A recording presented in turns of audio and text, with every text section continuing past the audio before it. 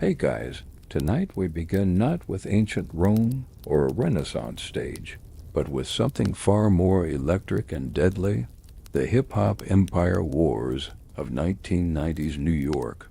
Because believe it or not, Shakespeare's tale of power and betrayal hits different when it's set in recording studios, with platinum records instead of Senate seats, and loyalty tested not by senators and togas, but by producers and timberlands.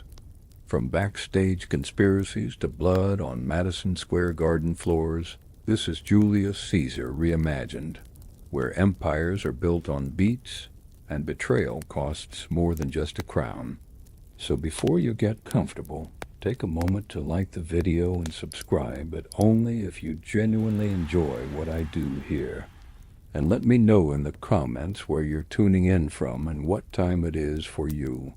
It's always fascinating to see who's joining us from around the world. Now, dim the lights, maybe turn on a fan for that soft background hum, and let's ease into tonight's journey together.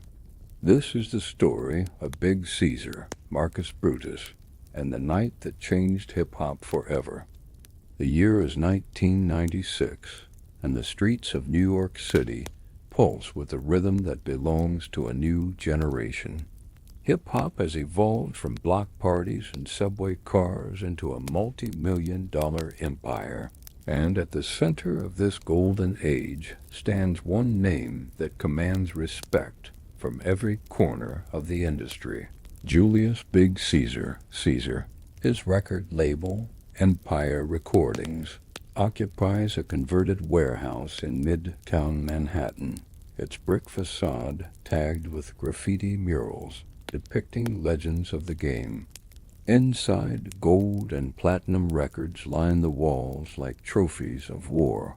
The bass from the studio sessions reverberates through the building's bones, a constant heartbeat that never stops. Young artists crowd the lobby every day, clutching demo tapes and dreams, hoping for just 30 seconds of Caesar's attention. Most are turned away by security guards in black leather jackets, but those few who make it through those doors often emerge as stars. Caesar himself is a figure of contradiction and magnetism. At 42 years old, he wears Italian silk shirts under leather jackets, gold chains catching the light as he moves through the studio. His voice carries the gravelly wisdom of someone who survived the streets of Brooklyn when hip-hop was still finding its voice. He built empire from nothing, starting with a single turntable in his mother's basement in Bed-Stuy, hustling mixtapes on street corners while other kids were running with gangs. Now he sits atop a throne of platinum albums, with artists across the country begging to sign with his label. But success this massive creates enemies, and in the cutthroat world of 1990s hip-hop, where East Coast and West Coast tensions simmer like a powder keg waiting to explode, even a king must watch his back. The story begins on a Friday afternoon in February, when the streets are still dirty with melted snow, and the city smells of hot pretzels and exhaust fumes. Caesar's motorcade rolls through Harlem, 3 black Cadillac Escalades, with tinted windows moving in formation. He's returning from a meeting with executives at Sony, where he just negotiated a distribution deal worth $20 million, the largest in hip-hop history. Crowds gather on the sidewalks as the vehicles pass, recognizing the Empire Recordings logo emblazoned on the lead truck. Young men in Timberland boots and puffy North Face jackets point and shout Caesar's name. Women lean out of apartment windows, calling down to the street. Children chase behind the motorcade for half a block before giving up, breathless and laughing. This is more than a record executive passing through the neighborhood. This is royalty. This is power that came from these very streets and never forgot where it was born. Inside the lead Escalade, Caesar sits in the back seat, reviewing contracts on his lap while his phone rings constantly. His right-hand man, Marcus Mark Antony Johnson, rides shotgun, a massive figure with a shaved head and a diamond earring that costs more than most people's cars. Mark handles security and artist relations, his loyalty to Caesar absolute and unquestioned. They've been together since the beginning, when empire was just a hustle and a dream. They're saying you're planning to announce a new artist at the Source Awards next month, Mark says, glancing back at Caesar. Everyone's trying to figure out who it is. Caesar smiles, a knowing expression that reveals nothing. Let them speculate. Mystery sells records, Mark. Always has, always will. The motorcade pulls up to a street festival in Marcus Garvey Park, where a local radio station is hosting a community event. This wasn't on Caesar's schedule, but when he saw the banners from the highway, he told his driver to stop. These impromptu appearances are part of his legend, the way he never forgets the streets that made him. As Caesar steps out of the Escalade, the crowd erupts. Hundreds of people surge forward, held back by velvet ropes and volunteer security. A local DJ on the stage stops the music and grabs the microphone. Yo, yo, yo. We got royalty in the building. Big Caesar just pulled up. The king of Empire recordings, the man who put New York back on the map. The applause is deafening, a wall of sound that echoes off the surrounding buildings. Caesar raises his hand in acknowledgement, his smile genuine and warm. He moves toward the stage with the confidence of someone who has walked through these crowds 1,000 times, shaking hands, signing autographs on album covers and scraps of paper, hugging grandmothers who remember when he was just Julius from the block. But not everyone in the crowd looks at Caesar with admiration. Near the back, leaning against a chain-link fence with his arms crossed, stands Cassius Cash Williams, a producer who runs a smaller label called Serpent Sound Records out of Queens. Cash is 38, lean and hungry-looking, with sharp features and eyes that never stop calculating. He wears a black hoodie under a vintage Adidas tracksuit, and his expression as he watches Caesar work the crowd is one of barely concealed contempt. Beside him stands his partner, a nervous man named Casca, who handles their artist bookings. Casca keeps adjusting his Yankees-fitted cap, watching the security guards eye them suspiciously. "Look at them," Cash mutters, his voice dripping with bitterness. "Acting like he's Malcolm X or something. He's just a businessman, same as the rest of us. But he plays the streets like it's a violin, and they eat it up." Casca shifts uncomfortably. "Come on, Cash, you gotta admit the man's got skills. He broke 3 platinum artists this year alone. That young kid from the Bronx, what's his name? Skills?" Cash cuts him off, his jaw tightening. "I've been producing since 1987. I was making beats when Caesar was still selling bootleg tapes out of his trunk. But does anyone remember that? No, because he's got the marketing, the connections, the machine behind him. He makes one hot record and suddenly he's untouchable. The industry respects success, man. That's just how it is." Cash's eyes narrow as Caesar climbs onto the stage, accepting the microphone from the DJ. Success. Right. While real artists starve, Caesar signs whoever's hot and takes 70% of their publishing. He's not building culture, Casca. He's building an empire on other people's talent. On stage, Caesar's voice booms through the speakers, warm and commanding. "Harlem, Brooklyn, Queens, the Bronx. This is our time, y'all. This is our moment. Hip-hop started in these streets, in these parks, And no matter how big it gets, no matter how many stadiums we fill or how many records we sell, we never forget where we came from. Empire Recordings is your label. Every platinum plaque on my wall belongs to these communities, to the struggle, to the dream that says a kid from nothing can become everything. The crowd roars its approval, a thunderous wave of cheering and applause. Caesar has this gift, this ability to make everyone feel like they're part of something larger than themselves, like their success is his success, and his success is theirs. Cash spits on the ground and turns away. Come on, I can't watch any more of this. As they push through the crowd toward the exit, they nearly collide with a young man moving in the opposite direction. He's 26, handsome with an earnest face, wearing a leather jacket over a Wu-Tang Clan shirt. His name is Marcus Brutus, though everyone in the industry knows him simply as Brutus, and he's Caesar's discovery, his protégé, his greatest success story. 3 years ago, Brutus was an underground battle rapper performing in basement clubs for $20 a night. Caesar heard his demo tape and recognized something special, not just talent, but authenticity, intelligence, lyrics that spoke to social issues and street philosophy with equal weight.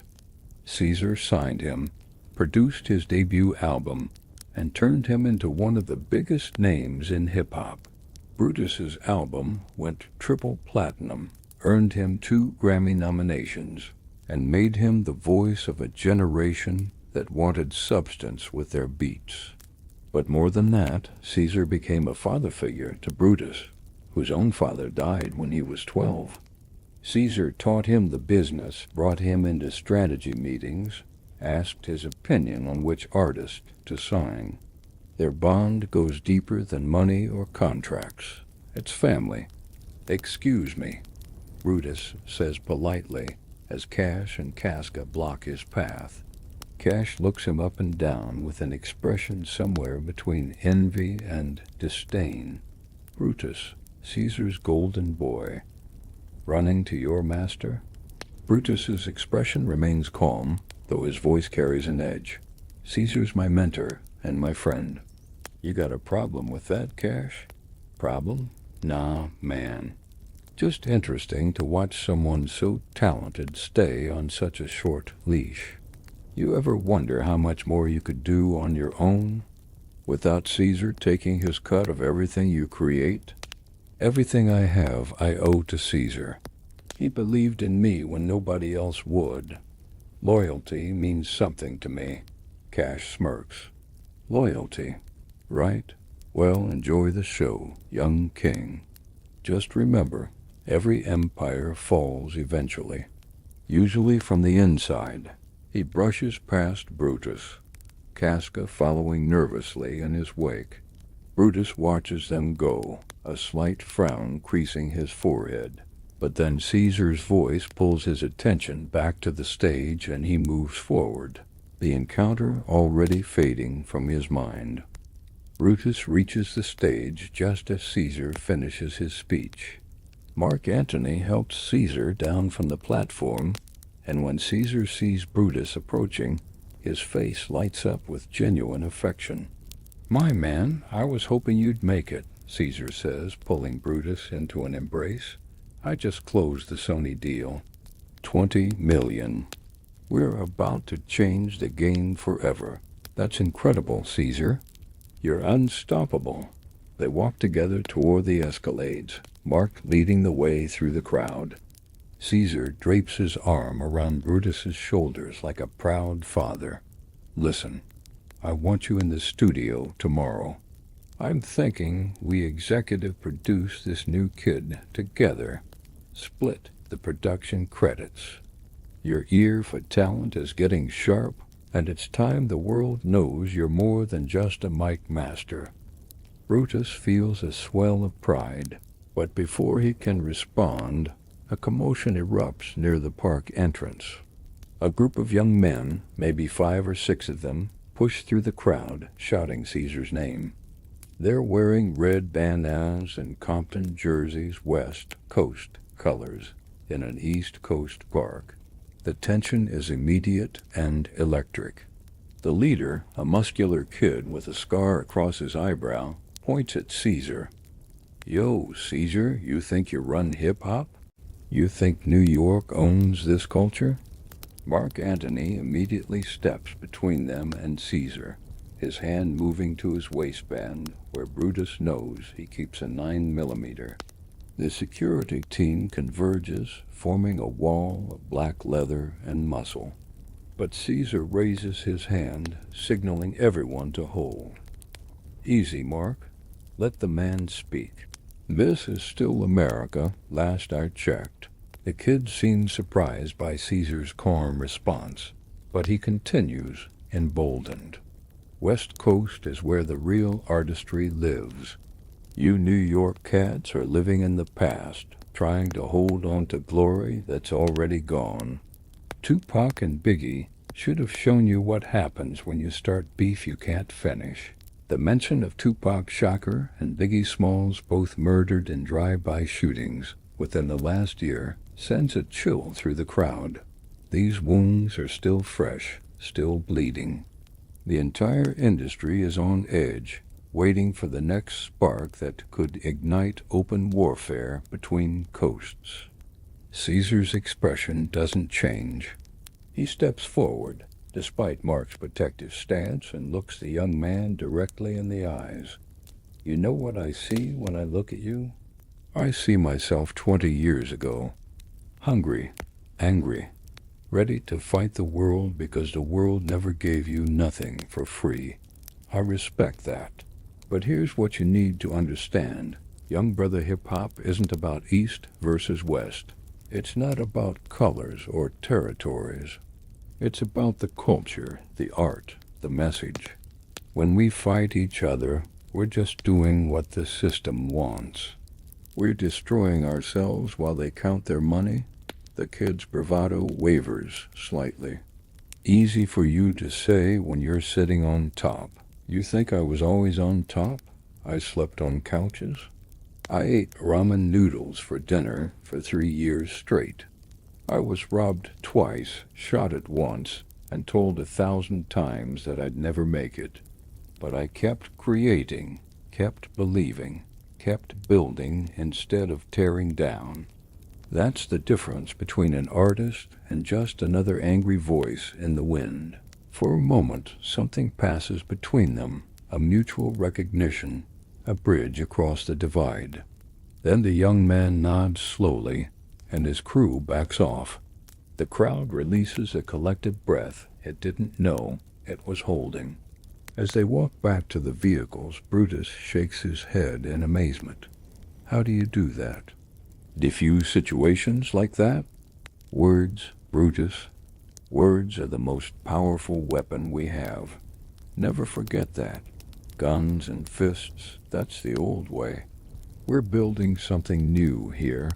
They climb into the Escalade, Mark taking his usual position up front while Brutus slides in beside Caesar in the back. The motorcade pulls away from the park, leaving the festival behind. "You worried about the coast tensions?" Brutus asks quietly. Caesar looks out the tinted window at the passing streets of Harlem, his expression thoughtful. "Every day. This beef is poison, and it's being fed by people who profit from the chaos. Record sales go up when there's drama, when there's violence. Some executives and producers are actually encouraging this war because controversy sells. It's sick. You think it'll get worse before it gets better? I think we're sitting on a powder keg, and everybody's playing with matches. That's why what we do matters, Brutus. The artists we sign, the messages we promote, the example we set, it all matters. Empire isn't just about making hits. It's about being responsible with the platform we've been given." Brutus watches Caesar's profile. seeing the weight of responsibility etched in the lines around his eyes. This is why he respects this man, why he'd follow him anywhere. Caesar thinks beyond the next platinum record, beyond the next paycheck. He sees the bigger picture. But as the Escalade merges onto the FDR Drive, heading back toward the studio, Brutus doesn't see the black sedan that's been following them since they left the park. And he doesn't see Cash Williams behind the wheel, his knuckles white on the steering wheel, his mind churning with plans that grow darker with every passing mile. That same night, while Caesar celebrates the Sony deal at an exclusive restaurant in Tribeca, Cash Williams sits in a dimly lit booth at a dive bar in Queens called the Cipher. The place smells of stale beer and cigarette smoke, its walls covered with flyers for underground rap battles and open mic nights. The jukebox in the corner plays Nas, the bass rattling the liquor bottles behind the bar. Cash isn't alone. Across from him sits Casca, still nervous, still adjusting that Yankees cap.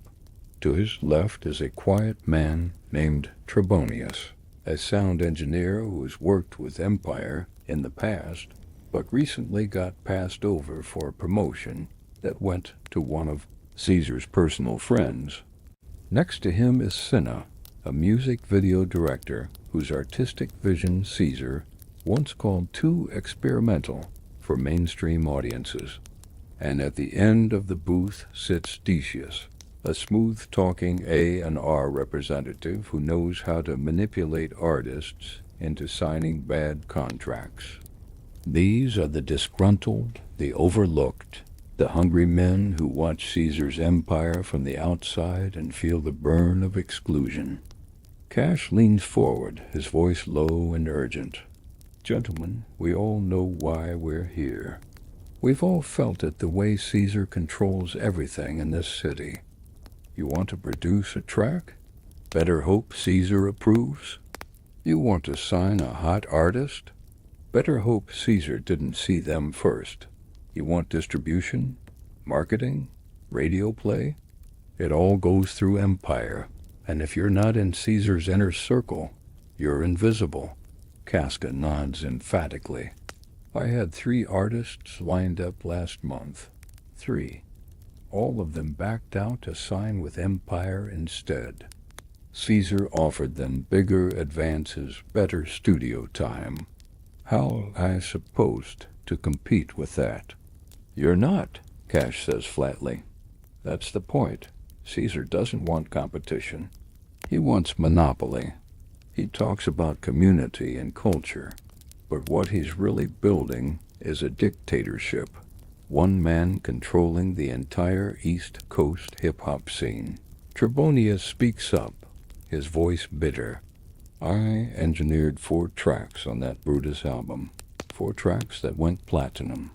You know what Caesar gave me? A flat fee of $5,000 and a thanks for your contribution. Meanwhile, he's pulling in millions off my work. Cinna adds, and if you speak up, if you question him, you're blacklisted. I pitched a video concept that would have changed the game-reel artistic cinema mixed with hip-hop narrative. Caesar looked at it for 5 minutes and said it wasn't commercially viable. 2 months later, Hype Williams does something similar and wins Video of the Year at the MTV Awards. Cash lets their grievances hang in the air, feeding the resentment like oxygen to a fire. Then he leans back, his expression calculating. So what do we do about it? Keep complaining?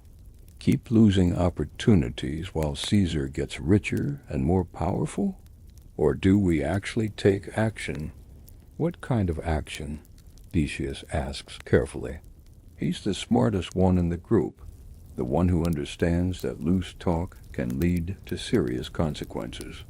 The Source Awards are in 4 weeks. Madison Square Garden. Every major player in hip-hop will be there, executives, artists, media, everyone. Caesar's supposed to receive the Lifetime Achievement Award. He's planning some big announcement, probably about that Sony deal. It's going to be his coronation, his moment of ultimate triumph. So what are you suggesting? Casca asks. Cash's eyes gleam in the low light. I'm suggesting that maybe Caesar doesn't get to have that moment. I'm suggesting that maybe it's time for new leadership in this industry. Leadership that actually shares power instead of hoarding it. The table goes quiet. Everyone understands what Cash is implying, but nobody wants to say it out loud. Not yet. Trebonius breaks the silence. You're talking about destroying his reputation? Exposing something? I'm talking about whatever it takes to break Empire's stranglehold on this city. Caesar's built his throne on loyalty and fear, but every throne can be toppled. We just need the right people, the right plan, and the right moment. Decius leans forward, his voice careful. Even if we wanted to do this, and I'm not saying I do, you'd need someone on the inside. Someone Caesar trusts. Someone who could get close enough to actually do damage when it matters. Cash nods slowly, and a smile spreads across his face. Funny, you should mention that, because I've been thinking a lot about Marcus Brutus lately. Casper nearly chokes on his drink. Brutus, are you insane? That kid worships Caesar. He'd never turn. Everyone has doubts, Cash says quietly. Everyone has that voice in the back of their mind questioning whether they're being used, whether they're getting their fair share, whether the person they trust actually has their best interests at heart. Brutus is smart, idealistic, principled. Those types are the easiest to turn because they actually care about doing the right thing. You just have to convince them that the right thing aligns with your goals. And how exactly do you plan to convince him? Cinna asks skeptically. Cash signals the bartender for another round. Patience, gentlemen. Seeds need time to grow. But trust me, by the time the Source Awards come around, Marcus Brutus is going to see Julius Caesar very differently than he does right now. 3 days later, Brutus finds himself in the recording studio at Empire headquarters, working on a track for a new artist Caesar just signed. It's 2 in the morning, and the city outside the soundproof windows is a grid of lights against the darkness. The studio smells of weed smoke and expensive cologne, and empty takeout containers litter the mixing board. Brutus adjusts the levels on the track, listening through his headphones as the bass line pulses against the snare.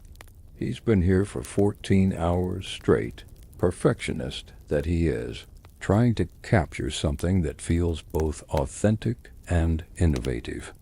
The young artist in the booth, a 17-year-old kid from the Bronx named Rashad, watches him with reverent eyes.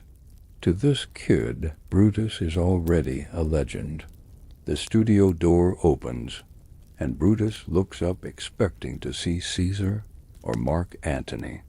Instead, Cash Williams walks in, carrying 2 paper bags from a late-night deli. Heard you were pulling an all-nighter, Cash says casually, setting one bag down in front of Brutus. Figured you could use some food. Pastrami on rye, extra mustard, right? Brutus is surprised. He and Cash aren't friends, aren't even friendly, really. Their only interactions have been brief encounters at industry events where they exchange polite nods and move on. How'd you know my order? Cash shrugs, pulling a sandwich from his own bag. I pay attention. That's what separates the good producers from the great ones, attention to detail. Can I listen? Brutus hesitates, but there's an unwritten code in hip-hop. When someone asks to hear your work, you share it. He hits play, and the track fills the studio. It's a hard-hitting beat with jazz samples underneath, Old school meets new school, and Rashad's flow rides it perfectly, talking about growing up in poverty, but refusing to let circumstances define his future. When it finishes, Cash nods slowly. That's fire, man. Seriously, the way you layered those horns under the drums, that's craftsmanship. Most producers today just loop a sample and call it a day, but you're actually creating something. The compliment catches Brutus off guard. Thanks. I'm trying to push the sound forward, you know? Not just repeat what worked before. I can hear that. It's ambitious, risky. Most labels would never let you take risks like this. Caesar encourages it. He says innovation is what keeps hip-hop alive. Cash takes a bite of his sandwich, chewing thoughtfully. Caesar says a lot of things. Most of them sound good, too. That's his gift, making you believe you're part of something. Revolutionary when really you're just helping him build his empire. Brutus feels a flash of defensiveness. That's not fair. Caesar's done more for this culture than anyone. He's given opportunities to artists who never would have gotten a shot otherwise, including you. Especially me. Cash nods, his expression neutral. And what's he getting in return? Let me guess, he owns your master recordings, takes 50% of your publishing, has final approval on everything you create. That's industry standard for a new artist. But you're not a new artist anymore, Brutus. You're a 3-time platinum seller with a Grammy nomination. When's the last time Caesar renegotiated your contract to reflect your actual value?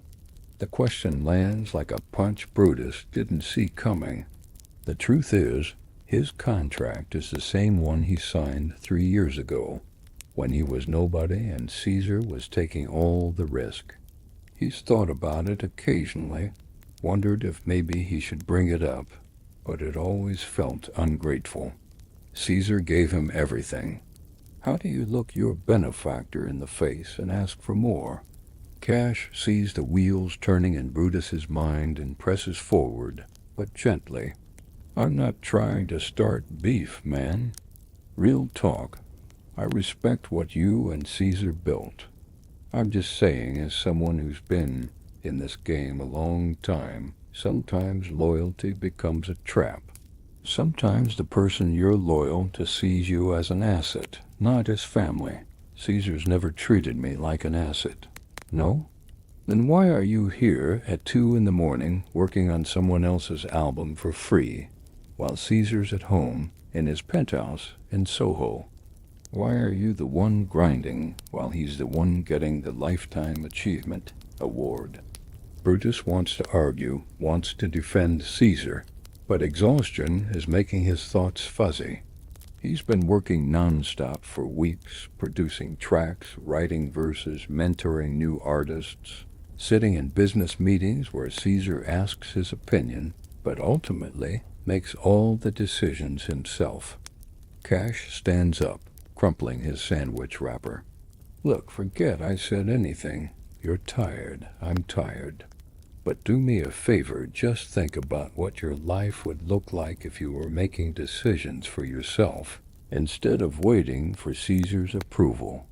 Think about how many other talented people are out there, grinding just like you used to, who'll never get a shot because Caesar's gatekeeping the entire industry. He heads for the door, then pauses. Oh, and one more thing. You know why Caesar really signed Rashad in there? It wasn't because the kid's talented, though he is. It's because 3 other labels were about to start a bidding war for him. Caesar didn't want the competition, so he offered the kid's mom $50,000 in cash and signed him the same day. Didn't even let the kid hear other offers. That's not mentorship, Brutus. That's monopoly. Cash leaves, and the studio feels suddenly colder. Brutus looks at the sandwich sitting in front of him, then at young Rashad in the booth, waiting patiently for notes. The kid is talented, incredibly talented. And he has no idea what he just signed away. Brutus tells himself that Cash is just bitter, just jealous, just trying to create division. But as he turns back to the mixing board, the seeds of doubt have been planted, and they're already starting to take root. The next evening, Brutus walks through Times Square, the neon lights reflecting off puddles from an afternoon rain. Billboard advertisements tower, overhead Calvin Klein, Coca-Cola, and prominently, a massive poster advertising Caesar's upcoming appearance at the Source Awards. Caesar's face, 50 feet tall, looks down on the city he conquered, the tagline reading, "The King of New York Hip-Hop." Brutus pulls his leather jacket tighter against the March wind. He couldn't sleep after Cash left the studio. He kept thinking about his contract, about the clause that gives Caesar ownership of everything Brutus creates for the next 5 years. At the time, he'd been so grateful just to be signed that he didn't question it. But now, 3 platinum albums later, that same contract feels like chains made of paper and ink. His pager buzzes. It's a message from Caesar. "Studio tomorrow, 10 a.m. Big news to share. You're gonna love this." Before he can respond, someone calls his name. He turns to see Casca hurrying toward him, slightly out of breath. "Brutus, man, I've been trying to catch up to you for 2 blocks. You walk fast." "What's up, Casca?" Casca glances around nervously, as if worried about being overheard on this crowded street corner. "Look, I probably shouldn't be telling you this, but word is spreading through the industry. Caesar's planning something big for the Source Awards." "Yeah, he's getting the Lifetime Achievement Award. Everyone knows that." "Not that. After the award, he's announcing a merger. Empire Recordings is joining forces with Def Jam. They're creating a super label that'll control like 70% of East Coast hip-hop distribution. Caesar will be president, and he's already planning which artist to drop and which to keep." Brutus feels his stomach tighten. "Drop? Caesar doesn't drop artists. He builds them." Casca's expression is sympathetic, almost pitying. "Man, you really don't see it, do you? Caesar's a businessman first, everything else second. This merger means consolidation, redundancy elimination. Artists who aren't pulling massive numbers are going to get cut loose.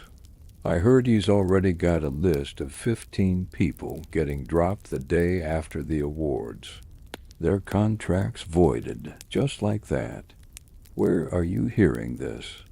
"I've got friends who work in legal at Def Jam. They've been reviewing contracts all week. I'm telling you because you're good people, Brutus. You should know what you're really a part of." Casca disappears into the crowd before Brutus can ask more questions. He stands there on the corner of 42nd and Broadway, surrounded by thousands of people, feeling utterly alone. His pager buzzes again. This time it's a 911 code emergency. The number is from the studio. Brutus flags down a taxi and gives the driver the address, his mind racing. When he arrives at Empire Recordings 20 minutes later, the building is buzzing with unusual energy. Artists and producers crowd the lobby, their conversations animated and anxious. Brutus pushes through to the elevator, riding it up to the executive floor. He finds Caesar in his office, standing by the floor-to-ceiling windows overlooking the city. Mark Antony is there too, along with 3 lawyers in expensive suits. The atmosphere is tense. "Brutus, good, you're here," Caesar says, turning from the window. He looks tired, older somehow than he did just days ago. "We've got a situation. Someone leaked confidential information about the Def Jam merger to the Source magazine. The story's running tomorrow, which means I have to control the narrative before it spirals. Is it true? Brutus asks quietly. About dropping 15 artists? Caesar's eyes narrow slightly. Where did you hear that? Is it true? For a moment, Caesar doesn't answer. Then he sighs, running his hand over his face.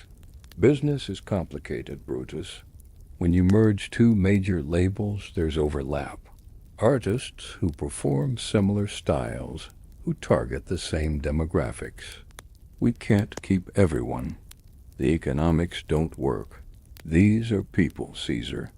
Artists who trusted you, who signed with Empire because they believed in what you said about loyalty and family. And I gave them opportunities they never would have had otherwise. Caesar shoots back, his voice sharp. I invested hundreds of thousands of dollars in some of these artists. Recording costs, marketing, videos. Some of them never recouped. At some point you have to make hard business decisions. So that speech at the park about community and culture, that was just marketing? Caesar's expression hardens. Watch yourself, Brutus. You're my protégé, but you don't get to question my integrity. Everything I built for this culture. Sometimes protecting the empire means making cuts that hurt. That's leadership. Mark Antony steps forward. Yo, Brutus, maybe you should take a walk. Clear your head before you say something you'll regret.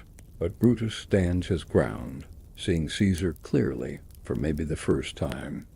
What about my contract? When were you planning to renegotiate that? Or am I just another asset you're holding on to as long as I'm profitable? The office goes silent. The lawyers exchange uncomfortable glances. Mark Antony's hand moves subtly toward his waistband. Caesar's voice, when he speaks, is cold. I made you, Brutus. When I found you, you were performing for $20 bills in basements.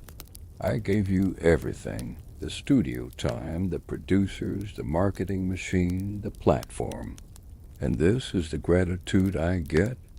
Accusations and ingratitude? I'm grateful for the opportunity. But 3 platinum albums later, I'm still on a new artist contract. That's not family, Caesar. That's exploitation.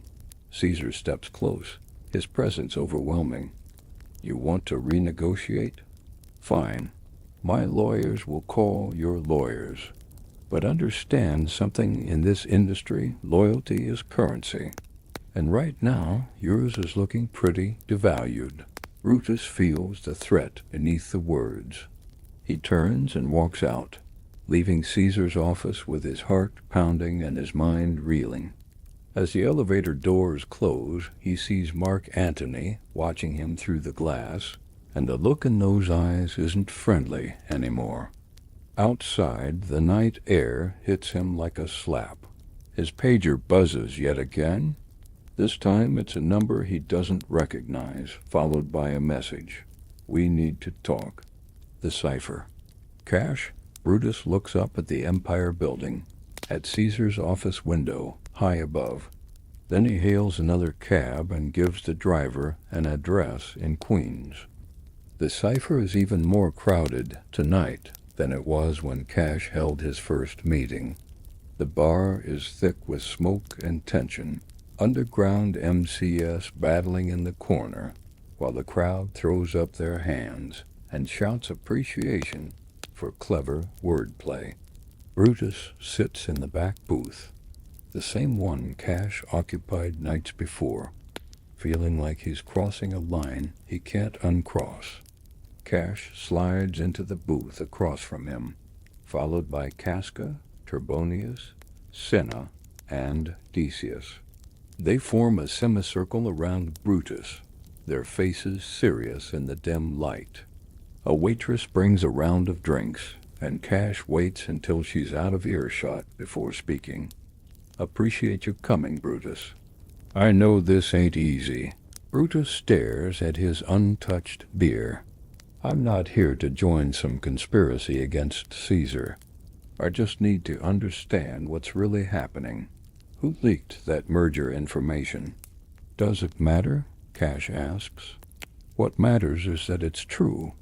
Caesar's planning to consolidate power in a way that'll destroy competition and creativity. In 6 months, if you're not signed to the Empire Def Jam super label, you're basically invisible in East Coast hip-hop. Radio won't play you. Distributors won't stock you. Critics won't review you. Trebonius leans forward. I've been engineering records since 1989. I've worked with everyone from KRS-One to NAS, but Caesar's building a system where independent producers and engineers are obsolete. Everything goes through his machine, and if you're not part of that machine, you starve. So start your own label, Brutus says. Compete, that's capitalism.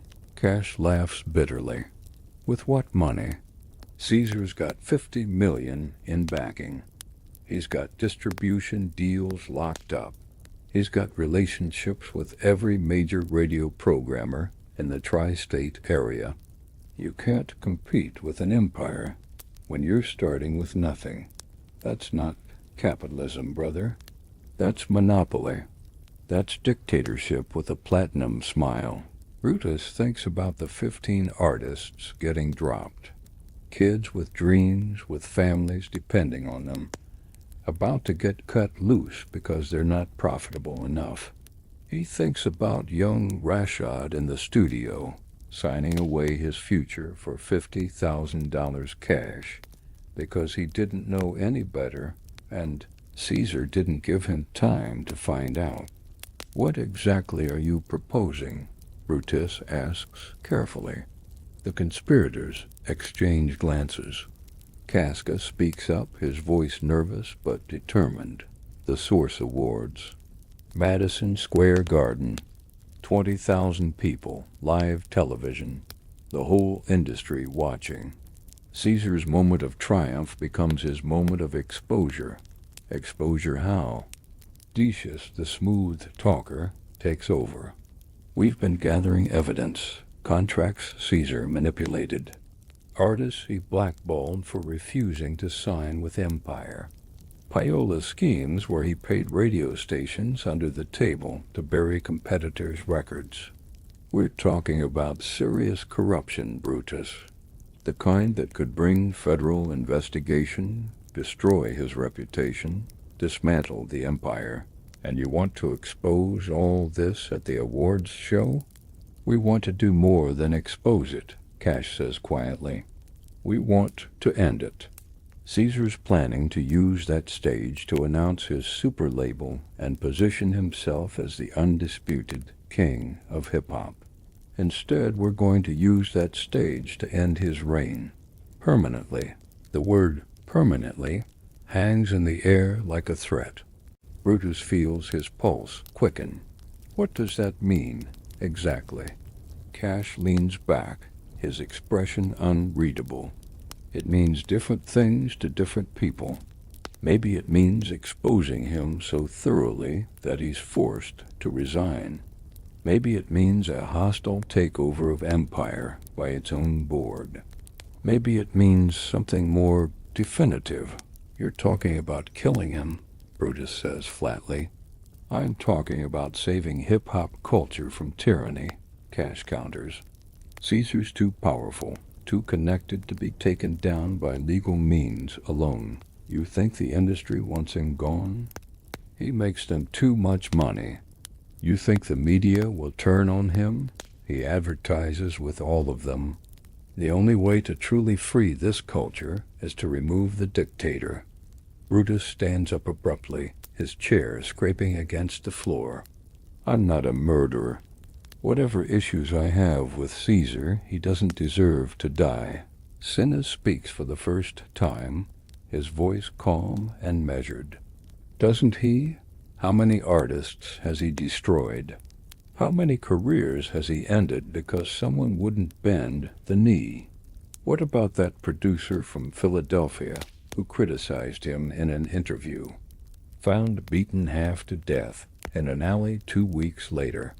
What about that journalist from Veeb who was about to run an expose on Empire's accounting practices? Her apartment got robbed, all her research stolen, and she mysteriously dropped the story. You're saying Caesar ordered those attacks? I'm saying Mark Antony doesn't make moves without Caesar's approval, Cash says. And Mark's been making a lot of moves lately. People who threaten the empire have a way of disappearing, getting hurt, or suddenly changing their minds. Brutus thinks about Mark's hand moving toward his waistband in Caesar's office. Thinks about the cold look in his eyes as Brutus walked away. He'd always told himself that Mark was just protective, just thorough. But what if it was more than that? What if the empire was built on more than just talent and business savvy? What if it was built on fear? I need time to think, Brutus says. We don't have time, Cash presses. The awards are 3 weeks away. We need to plan, coordinate, make sure everyone's in position. And we need you, Brutus. Caesar trusts you. You're the only one who can get close enough to actually make this happen. You're asking me to betray the man who gave me everything, Brutus says, his voice strained. The man who's been like a father to me. Cash stands now, matching Brutus's intensity. I'm asking you to save hip-hop culture from a man who's strangling it. You think Caesar sees you as a son? You're a commodity, Brutus. A profitable asset. The moment you stop making him money, the moment you threaten his control, you're gone. Just like those 15 artists getting dropped, Trebonius adds. My brother worked security for Empire 2 years ago. Good man, loyal, did his job perfectly. Then he witnessed Mark Antony beating up a rival producer in the parking garage. Caesar told him to keep quiet, offered him money. My brother refused, said he couldn't be part of that. They fired him the next day, blackballed him from every security company in the city. He works construction now. That's what loyalty to Caesar gets you. Brutus's mind is spinning. Every story, every revelation chips away at the image he's held of Caesar for 3 years. But murder? Can he really be part of killing someone, even if everything they're saying is true? Decius, reading his hesitation, plays a different angle. Think about it this way, Brutus. You're not just an artist, you're a voice. When you speak, young people listen. They respect you because you talk about social justice, about equality, about using hip-hop as a tool for positive change. How can you stand on stage and rap about fighting oppression when you're helping the biggest oppressor in the industry maintain his power? The words cut deep because they're true. Brutus has built his entire artistic identity on authenticity, on speaking truth to power. But what truth is he speaking if he's blind to the power structure he's part of? The source awards, Brutus says slowly. What's the actual plan? Cash's eyes light up with the knowledge that he's winning. Caesar's receiving his award during the second hour. There's a backstage area where presenters and winners go after accepting. Security is tight in the main venue, but backstage is chaos artists, managers, press, everyone moving around. In that confusion, in that moment when Caesar's guard is down, because he's just achieved his greatest triumph, he doesn't finish the sentence. He doesn't need to. Who actually does it? Brutus asks. We all do, Cassius says. Everyone in this booth. We each play a part. That way, no single person is responsible. We're all in it together, for the culture. For the art. For everyone Caesar stepped on to build his throne. Brutus looks around the table at these faces, some desperate, some angry, some cold and calculating. These aren't revolutionaries. They're bitter men with personal grievances. But does that make them wrong? I need to think, Brutus repeats. This is. I need time. You've got 48 hours, Cash says. After that, we proceed with or without you. But know this, if you're not with us, Caesar will eventually destroy you anyway. Men like him don't tolerate independence. They tolerate obedience. You're already asking questions, already pushing back.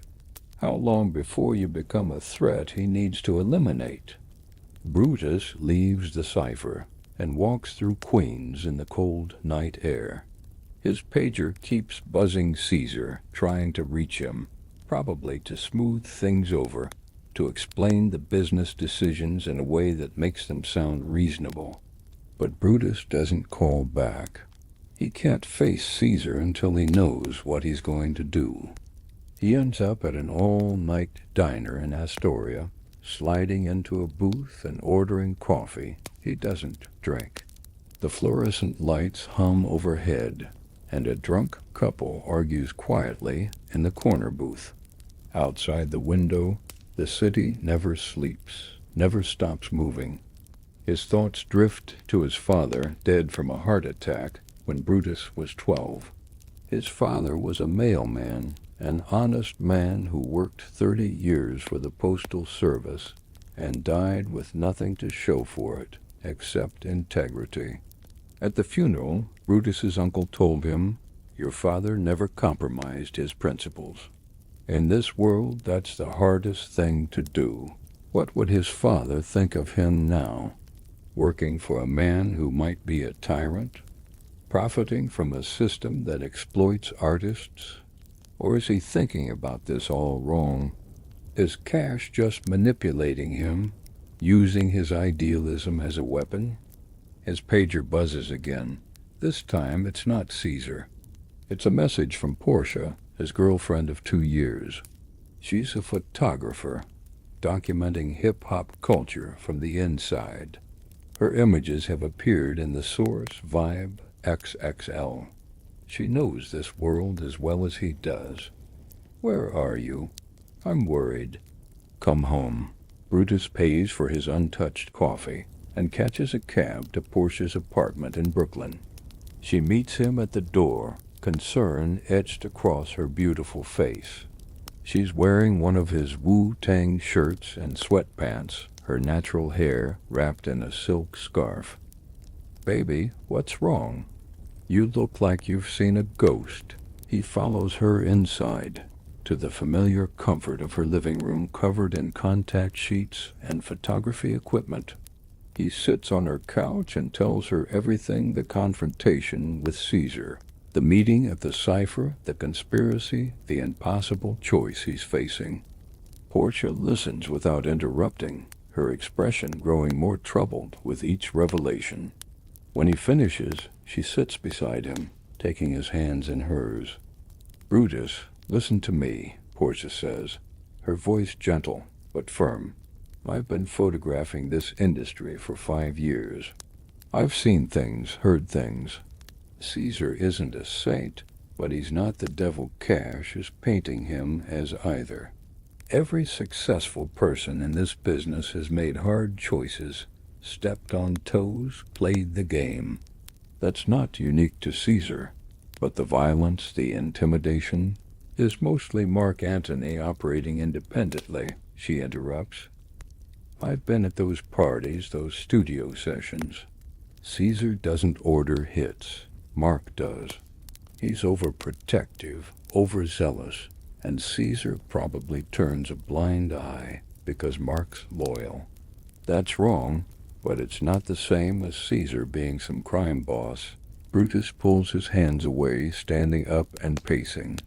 "Then what about the contracts, the artists getting dropped? The monopoly he's building? That's business, baby. Ruthless business, but legal business. You don't like it? Renegotiate your contract. Start your own label. Walk away. Those are all options. Murder isn't an option. Murder is what ends careers, lives, and legacies. You think hip-hop benefits from Caesar dying? The culture would tear itself apart. Everyone would take sides. The violence would escalate. She's right, and he knows it. But there's something Cash said that keeps echoing in his mind. What if by doing nothing, I become complicit? What if my silence makes me guilty? Portia stands, walking to him and placing both hands on his face, forcing him to look at her. Baby, you're one of the most conscious, principled artists in this entire industry. You use your platform to speak about inequality, justice, truth. But killing Caesar isn't justice. It's revenge disguised as revolution. And Cash isn't a revolutionary, he's a bitter man who wants power for himself. So what do? Just let Caesar consolidate all this power. Just watch him destroy competition and exploit artists? No. You fight him the way you've always fought with your art, your voice, your platform. You renegotiate your contract or you walk away. You speak out about the business practices you disagree with. You help younger artists understand their worth. You build alternatives, not tear down what exists through violence. Brutus sinks back onto the couch, exhausted. Cash said I have 48 hours to decide. Then tell him no. Tell him you won't be part of murder. If he proceeds without you, at least your hands are clean. And if he tries to threaten you, we go to the police. We expose the conspiracy before it happens. And if Caesar really is as dangerous as they say, if refusing to join them makes me a target, Portia sits beside him again, her voice soft. Then we deal with that together. But I'd rather face danger with my integrity intact than live safely as a murderer. Your father raised you better than this. You know what's right. They sit in silence for a long time. The city sounds filtering through the window sirens in the distance, car horns, the bass from someone's stereo. Brutus thinks about his father, about the mailman who never compromised his principles, even when it cost him everything. He thinks about the young artists looking up to him, seeing him as a role model. He thinks about what hip-hop is supposed to represent: truth, resistance, creativity, community. Cash is offering him a shortcut, a violent solution to a complex problem. But shortcuts have consequences. Blood has a way of staining everything it touches. I'm not doing it, Brutus says finally. I'm not killing Caesar. Portia exhales with relief, pulling him into an embrace. Thank God. I was scared you were actually considering it. I was, for a minute there. Cash almost had me convinced. But you're right. This isn't revolution. It's just violence. And I'm better than that. But even as he says it, even as Portia holds him and they sit together in the quiet of her apartment, Brutus knows the next 48 hours will be critical. He needs to tell Cash his decision, face whatever consequences come from that, and figure out his future with Empire, whether that means renegotiating or walking away entirely. His pager buzzes one more time. Caesar again. We need to talk. Tomorrow, 9 a.m. My office. Please, Brutus. Let me explain everything. Brutus looks at the message, then at Portia. I should hear him out, right? Give him a chance to explain before I make any permanent decisions about my career? Yes, but be careful. And if Mark Antony is there, if anything feels wrong, you leave immediately. Promise me. I promise. They spend the rest of the night talking, planning, trying to figure out a path forward that doesn't involve betrayal or violence. By the time dawn breaks over Brooklyn, Brutus has made his decision. He'll meet with Caesar, hear his side, but he won't join the conspiracy. He'll tell Cash no, face whatever comes from that refusal, and then make his own choice about his future based on his principles, not someone else's agenda. What Brutus doesn't know, what he can't know, is that while he's been wrestling with his conscience, Cash has been moving forward with the plan. The conspiracy is already in motion, the pieces already positioning themselves on the board. And whether Brutus participates or not, the source awards are going to become a bloodbath that changes hip-hop forever. In 3 weeks at Madison Square Garden, Julius Caesar's empire will fall. The only question is how many people will fall with it. The morning sun cuts through the Manhattan skyline like broken glass, reflecting off the steel and concrete towers that define the city's ambition. Brutus stands outside Empire Recordings at 8:45, 15 minutes early for his meeting with Caesar. The building looks different somehow this morning, less like a temple of hip-hop culture and more like what it really is, a corporate fortress where art gets transformed into commerce. He rides the elevator to the executive floor, his heart pounding against his ribs like a kick drum. The receptionist, a young woman named Cassius, who's always been friendly, barely makes eye contact. Word has spread about the confrontation. In this industry, gossip travels faster than radio singles. Caesar's office door is open. He sits behind his massive mahogany desk, surrounded by gold and platinum records mounted on the walls like hunting trophies. But this morning, Caesar looks smaller somehow, more human. He's wearing a simple black turtleneck instead of his usual flashy attire, and there are dark circles under his eyes, suggesting he hasn't slept either. "Brutus, come in." "Close the door." Brutus does, noticing immediately that Mark Antony isn't here. That's intentional. Caesar is trying to make this intimate, personal. "Sit, please." Brutus takes the leather chair across from the desk, the same chair where he sat 3 years ago when Caesar first offered him a contract.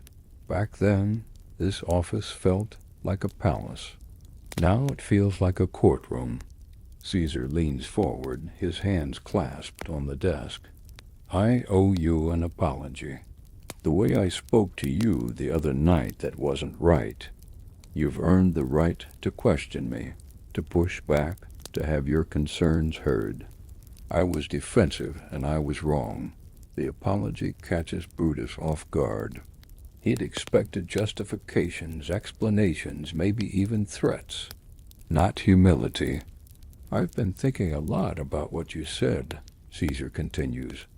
"About your contract, about the artists getting dropped, about whether I've lost sight of why I started Empire in the first place. And you know what? You might be right.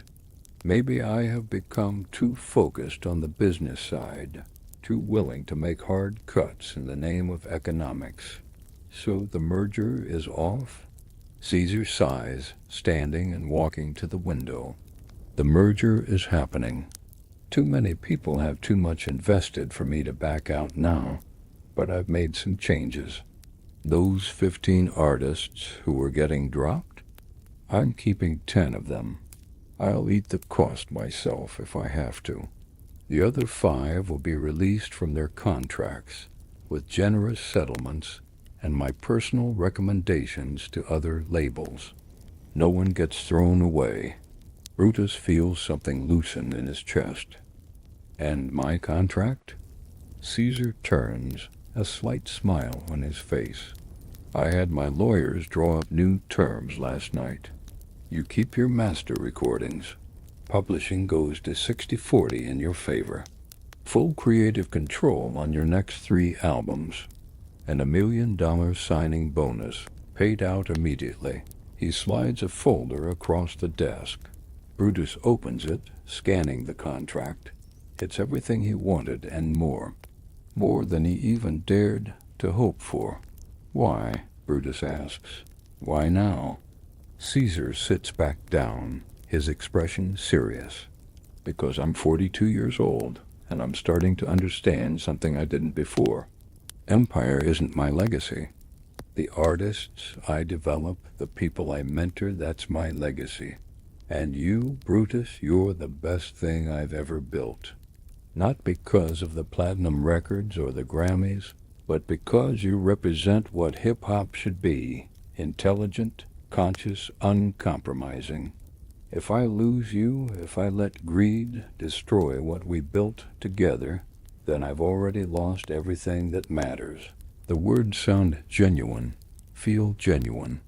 This is the Caesar that Brutus remembers, the mentor who believed in him when no one else would. But Cassius' voice echoes in his mind. He makes you believe you're part of something revolutionary when really you're just helping him build his empire. Is this manipulation? Or is this real? There's something I need to tell you, Brutus says carefully.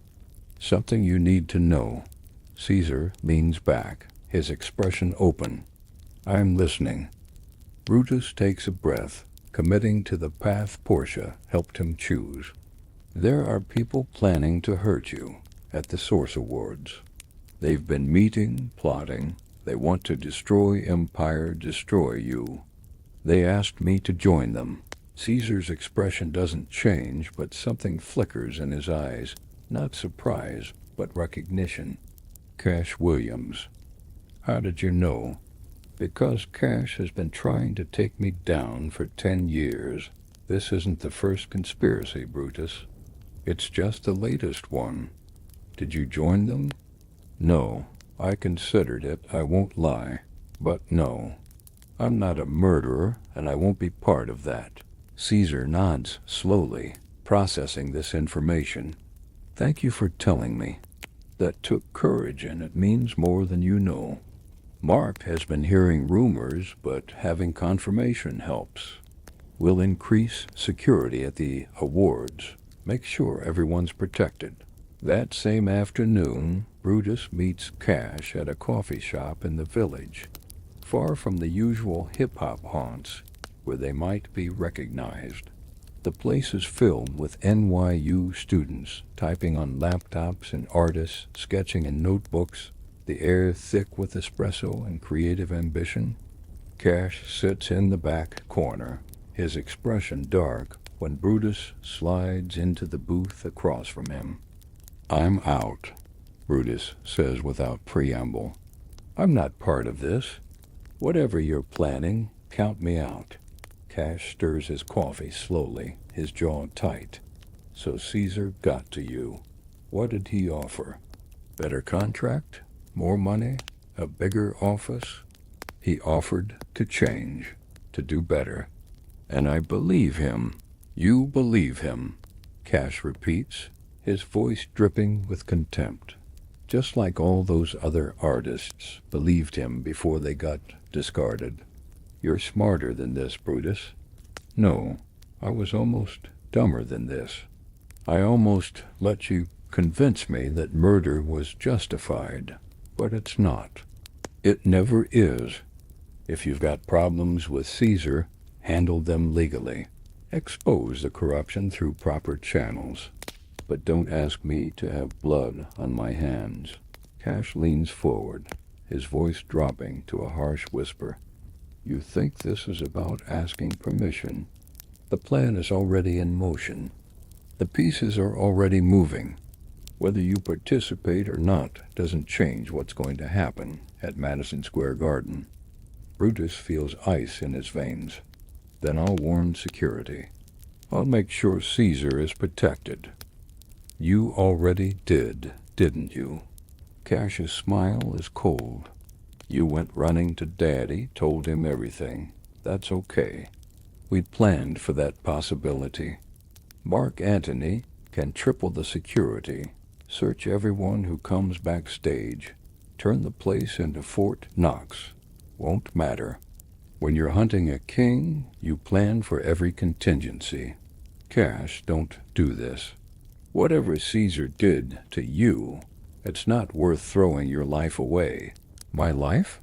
Cash laughs bitterly. My life was already thrown away. You know what it's like watching someone less talented, less dedicated, less authentic than you take everything you dreamed of? I was making beats while Caesar was still hustling bootleg tapes. I produced tracks that should have been classics, but they never got heard because I didn't have his connections, his machine, his empire. So yeah, maybe this is personal. Maybe I want to see him fall because I'm tired of watching him win. But that doesn't make it wrong.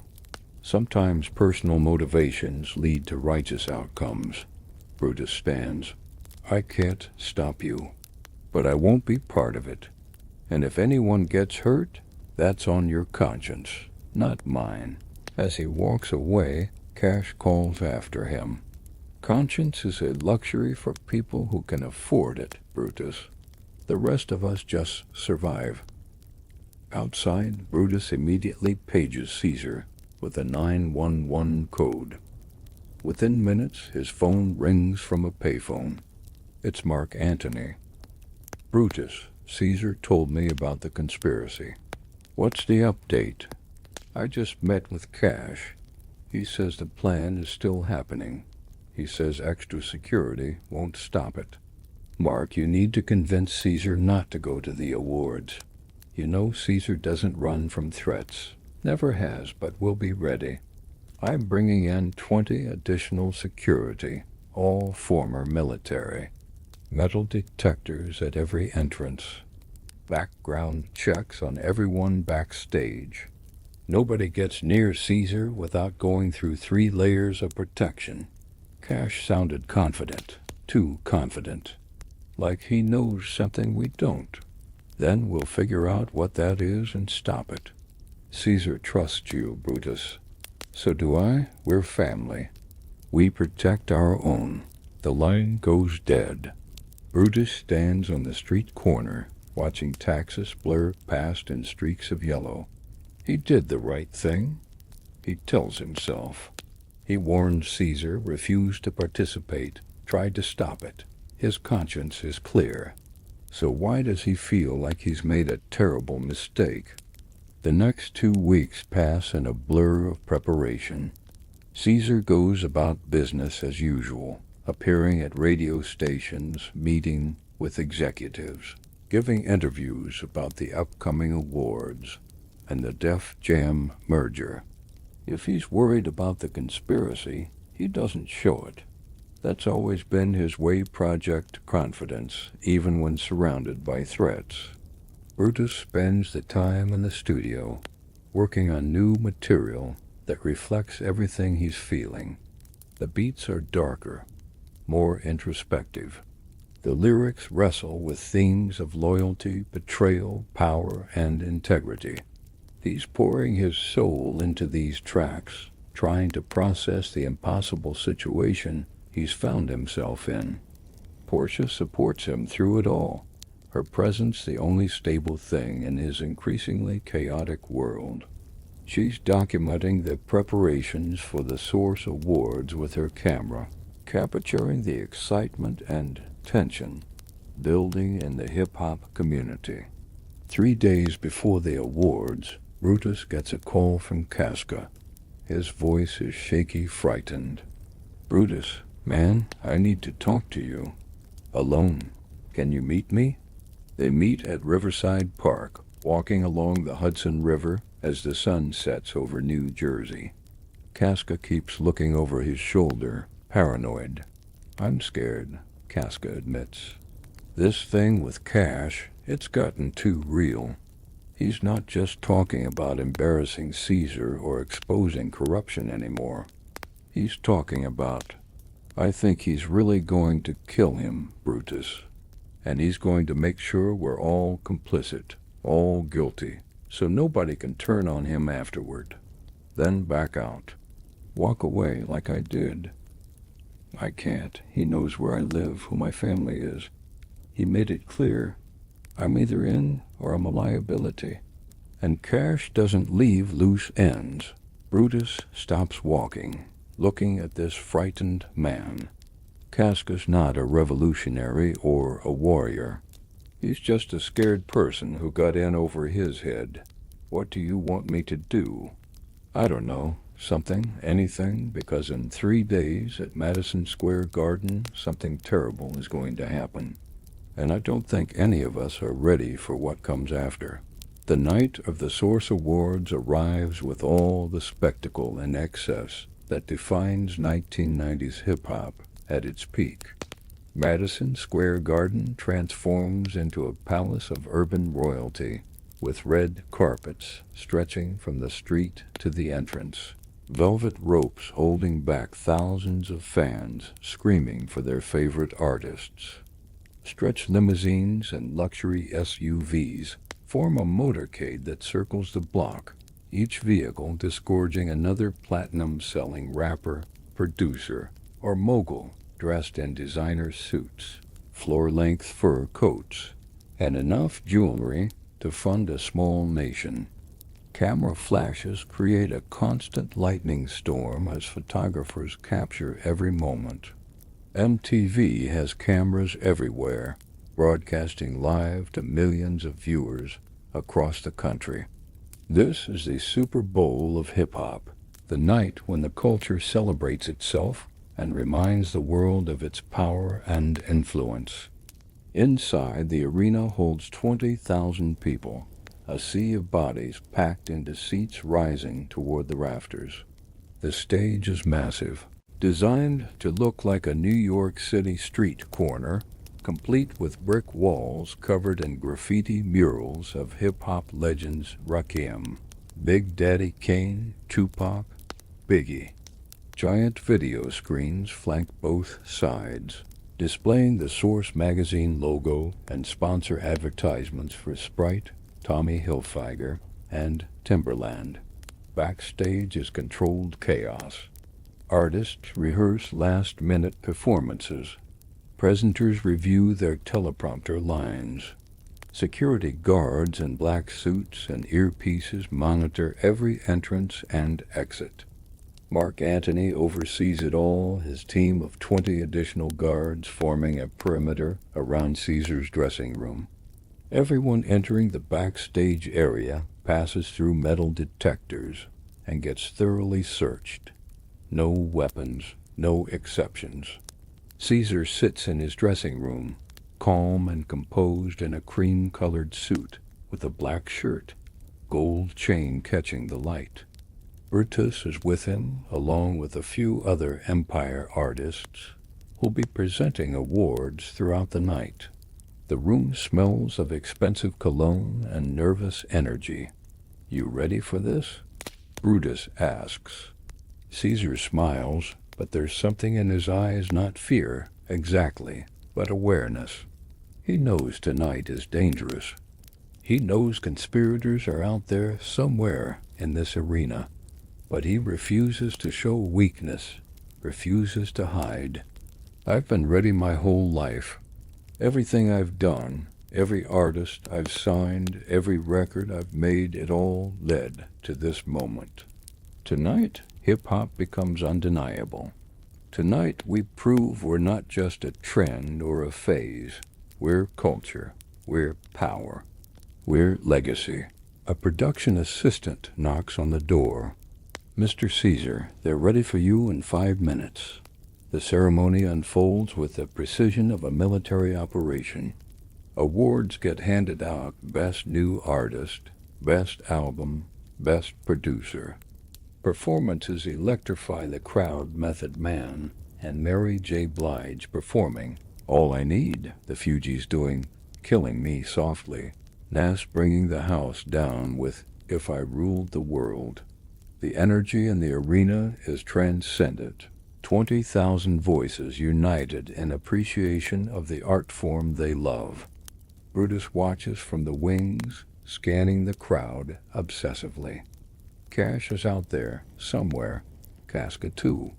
Trebonius, Cinna, Decius, all of them positioned, waiting. But for what?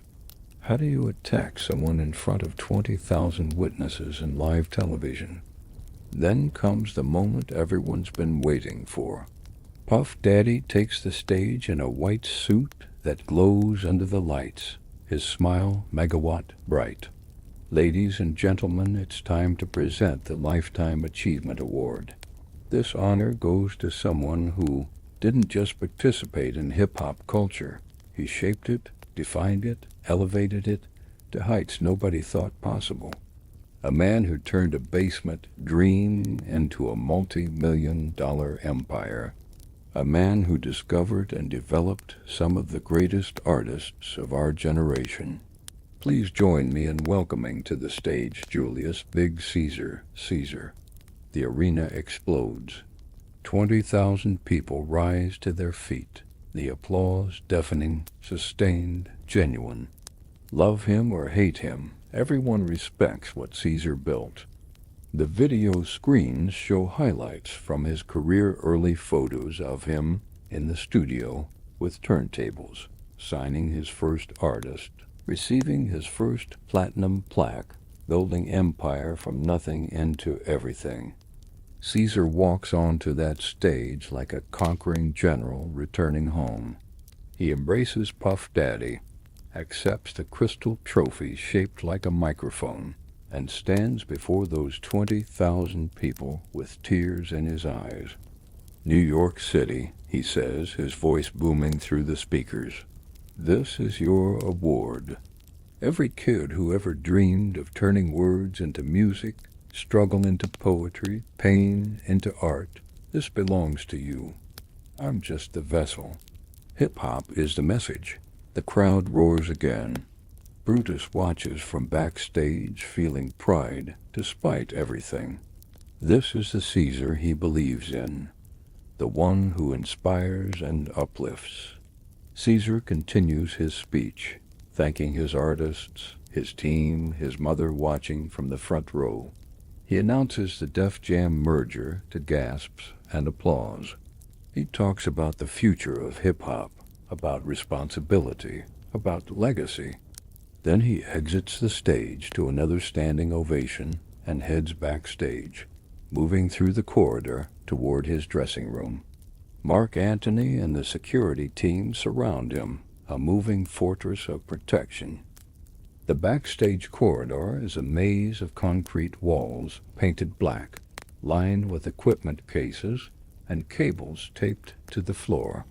Fluorescent lights cast harsh shadows.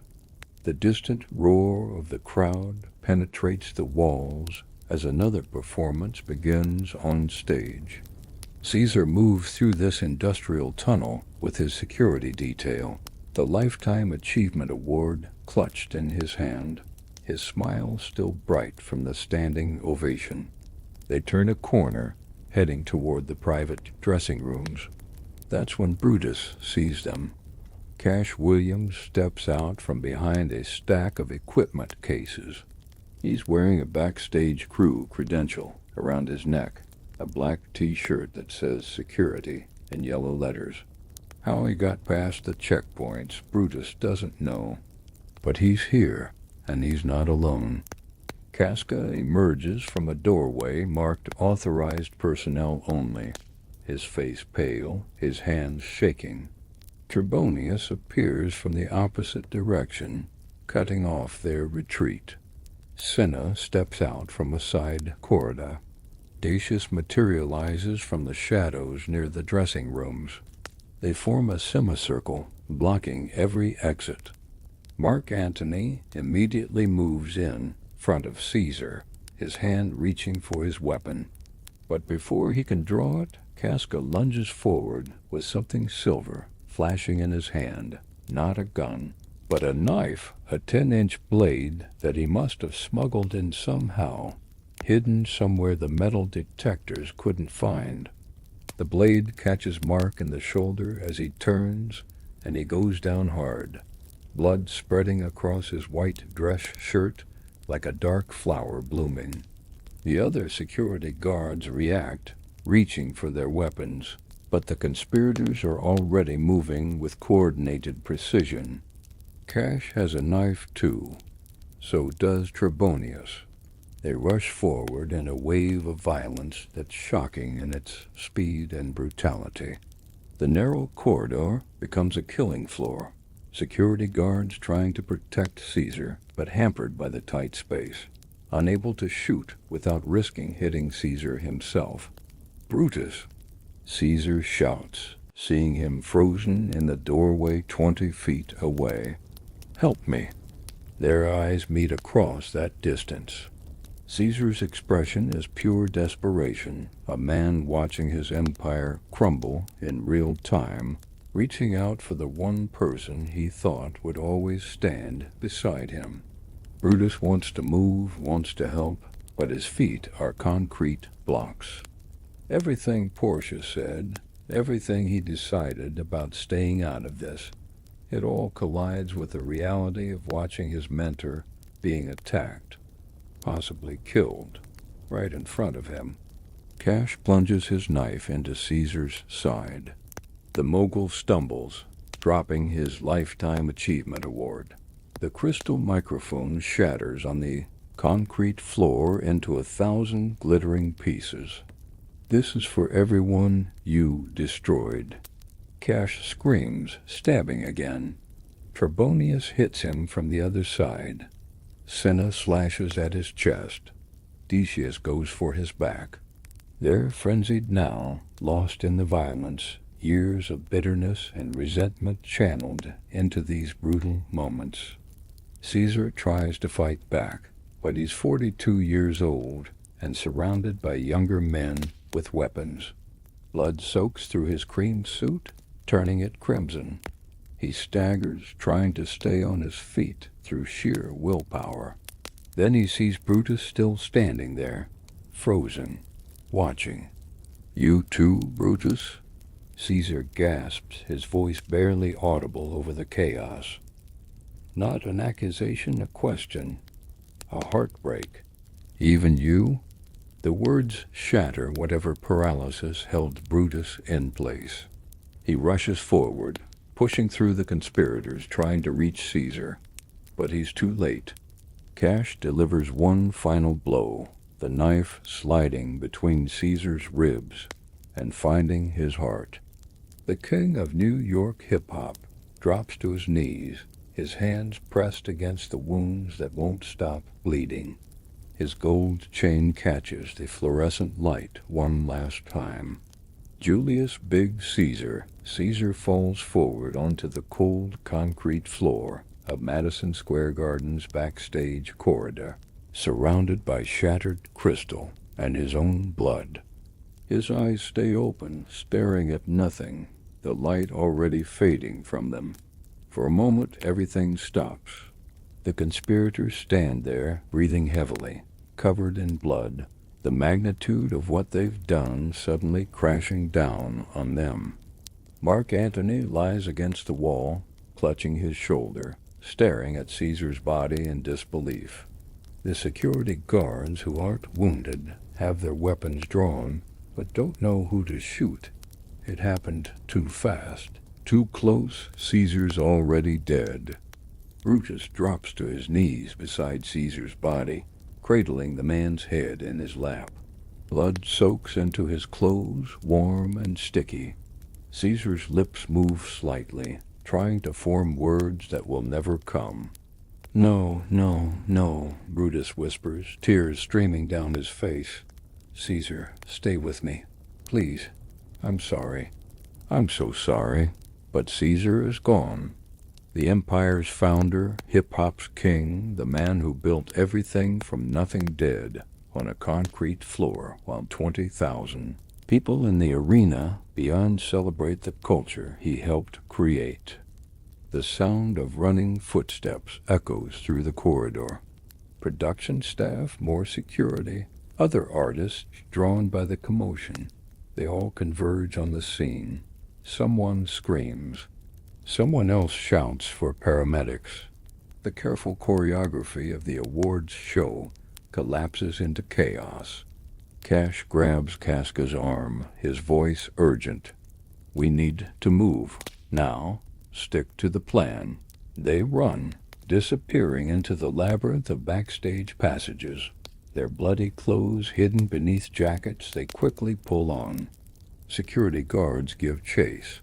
But the corridor system is vast, complex. The conspirators planned their escape routes carefully. Within minutes they vanished into the Manhattan night, leaving behind only blood and broken dreams. Brutus remains kneeling beside Caesar's body, unable to move, unable to process what just happened. He didn't participate in the murder, but he didn't stop it either. His inaction feels like guilt, heavy and suffocating. Mark Antony struggles to his feet, blood still flowing from his shoulder wound, but his eyes burning with something beyond pain rage, pure and focused. He limps over to Brutus, grabbing him by the collar and yanking him up. "Where are they?" Mark's voice is a growl. "Where did those cowards run to?" "I don't know." "Mark, I swear, I warned you this was coming." "You warned us?" Mark's laugh is bitter and cruel. "You warned us and it still happened? Caesar's still dead? Then your warning was worthless." He shoves Brutus against the wall, his forearm pressed against Brutus's throat. "Maybe you were part of it. Maybe you played us all, gained our trust just to set Caesar up." "No. I tried to stop this. I told Cash I wouldn't participate. I chose Caesar." "You chose too late." Paramedics arrive with a stretcher and equipment, but one look at Caesar tells them what everyone already knows. There's no saving him. They check for a pulse anyway, go through the motions of attempting resuscitation, but it's theater. Caesar died the moment that final blade found his heart. Out in the arena, the crowd has no idea what's happening. Another performance is underway, Method Man spitting verses that get the audience jumping. But word is spreading among the people backstage staff whispering to each other. Artists getting pulled aside by their managers, phone calls being made to record labels and news outlets. Within 20 minutes, the entire industry knows Julius Caesar is dead, murdered. Backstage at his moment of greatest triumph, the awards show continues for another hour because nobody knows how to stop it, how to tell 20,000 people and millions of television viewers that the king is dead. The performers keep performing, the presenters keep presenting, but everyone can feel that something fundamental has shifted, broken, died alongside Caesar.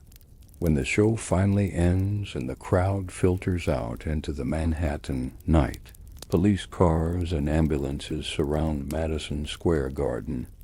Yellow crime scene tape blocks off entire sections of the backstage area.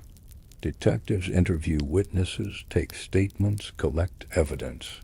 Mark Antony refuses medical treatment until he's given a statement to the lead detective, describing each conspirator in detail, providing names, descriptions, everything he knows. His voice never wavers despite the blood, loss, and pain. He's operating on pure hatred now, focus solely on revenge. Brutus sits in a dressing room being questioned by two detectives. He tells them everything: the conspiracy, the meetings at the cipher, Cassius' plan, his own decision not to participate. He tells them about warning Caesar, about trying to prevent this, but as he talks he can see the doubt in their eyes. Why didn't he go to the police earlier? Why wait until the night of the attack? Why not do more to stop it? The questions he's asking himself. Outside Madison Square Garden, the news spreads through the city like wildfire. Radio DJs interrupt their playlists with breaking news bulletins. Television stations cut to special reports. By midnight, crowds gather outside Empire Recordings headquarters, leaving flowers, candles, photos of Caesar. The impromptu memorial grows by the hour, hundreds of people drawn together by grief and shock. In Queens, in Brooklyn, in the Bronx, in Harlem, everywhere Caesar touched, people mourn. Young artists who dreamed of signing with empire, old-school legends who respected what he built, fans who loved the music he helped create. They gather on street corners and in parks, playing his artist albums from boomboxes, sharing stories about seeing him at showcases, about his generosity, his vision, his impact. But not everyone mourns. In certain circles, in certain studios, some people celebrate. The tyrant is dead, they whisper. The monopoly is broken. Now there's room for others to rise. Cash Williams watches the news coverage from a motel room in New Jersey, just across the river from the city where he committed murder. His hands are washed clean, his bloody clothes burned in a dumpster behind a gas station. Casca, Trebonius, Cinna, and Decius are scattered across different locations, following the plan they rehearsed. On the television, a reporter stands outside Madison Square Garden describing the scene. Behind her, police continue their investigation while fans continue their vigil. The hip-hop community is in shock tonight, the reporter says. Julius Caesar, the legendary mogul who shaped modern rap music, has been murdered in what police are calling a coordinated assassination. Authorities have identified several suspects and are asking the public for any information leading to their arrest. Cash mutes the television, staring at his reflection in the dark screen. He thought he'd feel triumph, vindication, justice. Instead, he feels hollow. Caesar is dead, but the empire remains. The artists, the contracts, the distribution deals, they all still exist. Killing the king didn't destroy the kingdom. It just created a power vacuum. And power vacuums in the world of 1990s hip-hop are the most dangerous thing of all. The manhunt lasts 3 days. The NYPD, working with federal agents, tracks down each conspirator using witness statements, security footage, and the testimonies of people like Brutus who cooperated fully with the investigation. The arrests happen swiftly, violently, in raids captured by news helicopters and broadcast live. Casca is found first, hiding in his cousin's basement in Staten Island. He surrenders without a fight, sobbing, saying he never wanted any of this. Trebonius gets caught at Newark Airport, trying to board a flight to Los Angeles, a duffel bag full of cash and a fake ID in his possession. Cinna is arrested at a recording studio in Philadelphia, where he thought he could disappear into the underground music scene. Decius makes it as far as Atlanta before police surround his hotel room. Cash Williams is the last to fall. He holes up in that New Jersey motel for 5 days, watching the city skyline across the river, watching Caesar's empire refuse to crumble the way he'd imagined. On the 6th day, FBI agents kick down his door at dawn. He reaches for a gun he doesn't have, and they tackle him to the floor, pressing his face into the cheap carpet while reading him his rights. All 5 conspirators are charged with first-degree murder, conspiracy, and assault.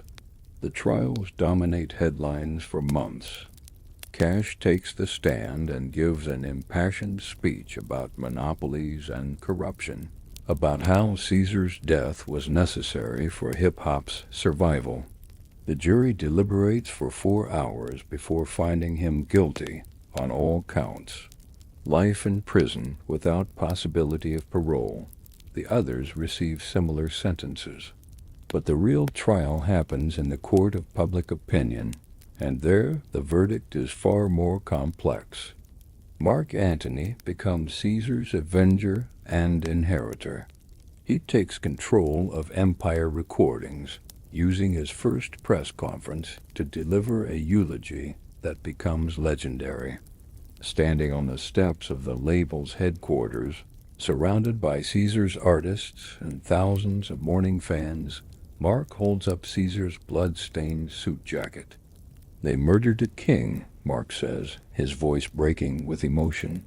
"They murdered a man who gave everything to this culture, who lifted up artists that the world ignored, who proved that kids from the projects could build empires.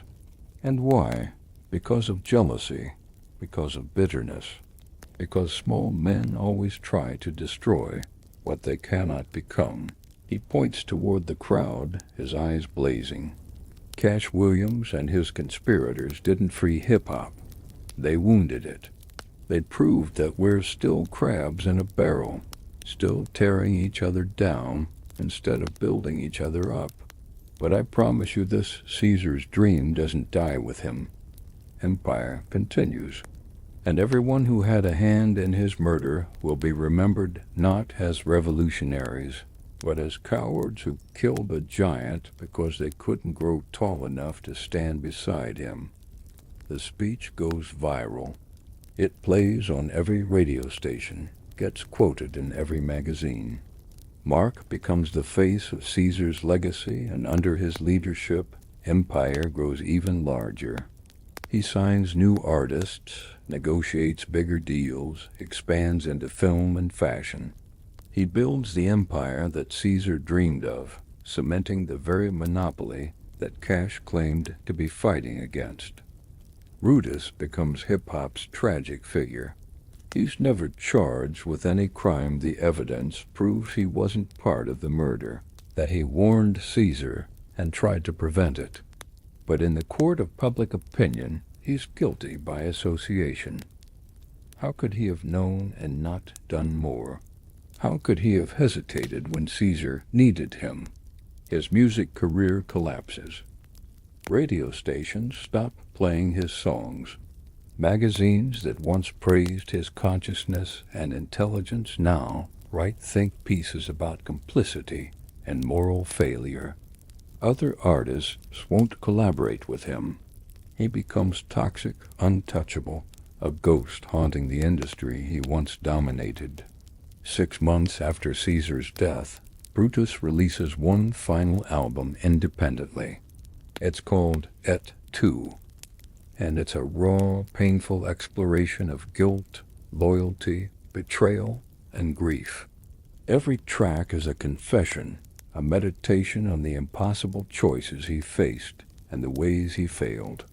The album sells poorly, but is critically acclaimed.